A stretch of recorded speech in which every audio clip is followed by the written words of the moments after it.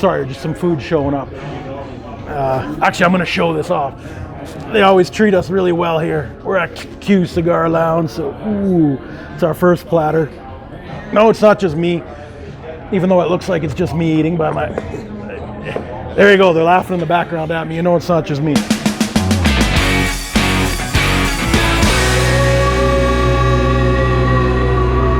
All right, welcome back to the channel.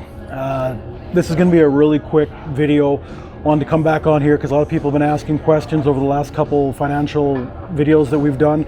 They want to know what, I guess, more details on what an inflated market is, what to invest in, what to look for and stuff like that. Right off the bat, I'm telling you right now, I will not tell you what to invest in. You don't have the same risk adversity that I do or level of risk tolerance.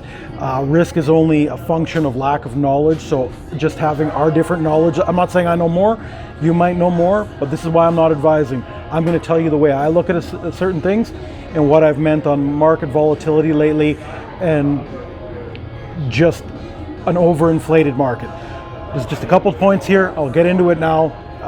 Boys and I are having some cigars, so I want to get back to that right away. And just so you know, yeah, this is what we do in our spare time. We get together and we discuss finances, what we're going to invest in, all that kind of stuff. So right off the bat, that shows you a change in mindset. If you're just going for drinks and talking gossip or talking stuff you're going to buy that's depreciating assets, right there you already know the difference between what people with a 7-figure mindset, 8-figure mindset do versus where you are. Not judging anybody, but just know you got to change up here long before your income changes. All right, so first thing we're going to talk about, a lot of people are asking, is it the right time to buy a house? I'm not answering that because I don't know where you are while you're watching this video, but I can tell you right now in North America, there's very few hot spots left. Okay, everybody has paid probably too much for a house over the last 3 to 4 years, and your renewals are going to start coming up in a year from now. Year to 2 years, you're going to be locking it back in 2 to 3 times higher interest than what you've originally got into that mortgage for. Understand that and start crunching the math. It doesn't sound like a lot, but for every 100,000 on your mortgage, 1% means another $1,000 a year or $83 a month more. So if you got a $500,000 mortgage, do the math. $5,000 a year, roughly $400 more a month. That's, just keep that in mind. That's per percentage it goes up.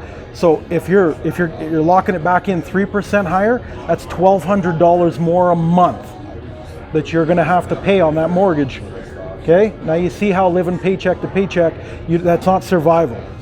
You're one mortgage interest rate percent off from possibly being bankrupt, broke, not putting food on your table. You see how this stuff is? I'm not trying to scare anybody. We talk about realism. We don't talk about fear. Now, let's get into this overinflated stock market because everyone wants to know what I was talking about because all of their 5-figure friends are saying this is the time to buy. You know what? It might be the time to buy because yes, things depending on which sector you're in, which segment you're in, yeah, they're anywhere between 24 and 34% down. If you're in crypto, you're really down. I can't help you with that.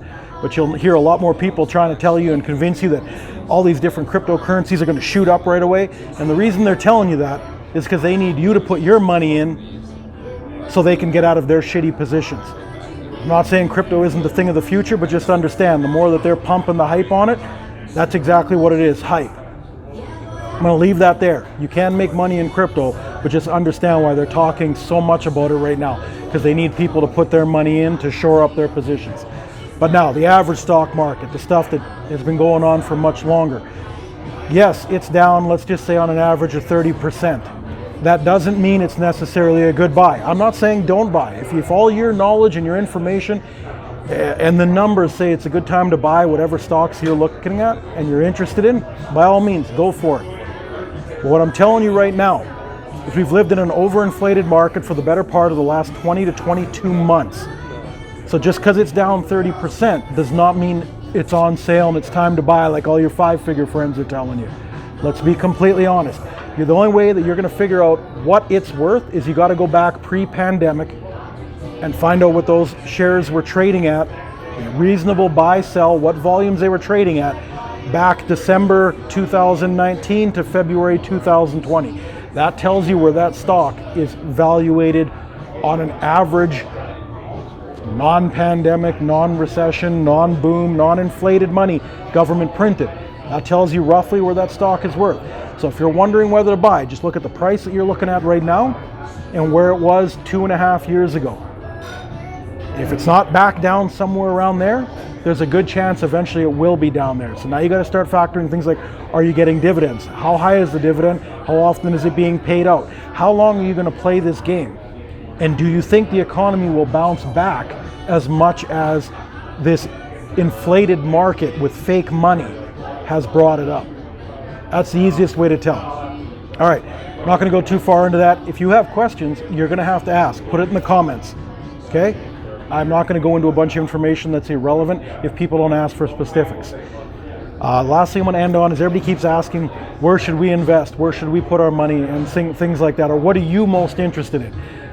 Don't bother asking me where you should put your money, because I will never tell you. Don't beat around the bush trying to get me to give you that information. One of the best questions that have been asked lately is, what type of segments am I interested in, or we as a group are interested in? And I can tell you, things like oil will be important. Doesn't mean buy right now, but maybe that's something you should start looking at so you understand how the volatility and the plays on that market, the volume of different shares going back and forth, you can understand that. One of the most interesting plays that is coming across our tables lately is Elon's acquisition of Twitter. You can love or hate that man, but if you look at anything else the man is doing, it's worth at least $200 billion to $500 or $600 billion. Where is Twitter currently trading? High 40s? By the time this gets to you, it might be a little different, who knows. But his acquisition of Twitter is not just for freedom of speech. You know, people are really mad at him for the way he's doing a kind of a takeover and laying people off, because the man knows how to make money. He doesn't care how feelings, emotions, and who you politically alignment with are irrelevant in the trading world. Understand that that man is a genius, whether you like him or not. You don't have to be his friend. You don't have to like what he says, but you have to understand that man, when he makes a move, is so calculated. I can honestly, or we honestly believe that something like the Twitter stocks will be, if it's currently evaluated at whatever he paid, 44, 47 billion, and the shares are in the high 40s, realistically, he can take that to a $500 million or $500 billion company. Sorry if I've been throwing the wrong numbers out. If it's currently worth just under $50 billion, this man can get it to $500 billion in the next 3 to 5 years. Know that he has that potential. Everything that he's doing with it, going the way of like WeChat, the way that that's turned into a $1 trillion company over in Asia, because it incorporated everything that you want. He's talking about bringing back Vine on the platform. He's talking about cleaning up the forum so everyone has an equal opportunity to represent themselves and not have as much spam and as much bots. Like, he's going in there and he's analyzing this. He's getting his people over at Tesla to rip through all the code and all the, just everything in the background of Twitter. He's going to turn that into the most efficient machine that it's ever been, without a political agenda attached to it. Now, I don't have any political agendas because I don't align with any side. I align with people who do great things in the world. You can fight me on this all you want, but when you ask me what type of things we look at when we're looking at getting involved in things, I just told you why it makes sense dollar-wise for us to invest in Twitter shares, Twitter stocks, all that kind of stuff. Now, I'm going to end this off right here. Please, it tells us whether you enjoyed this video with a like, comments, subscribing to the channel.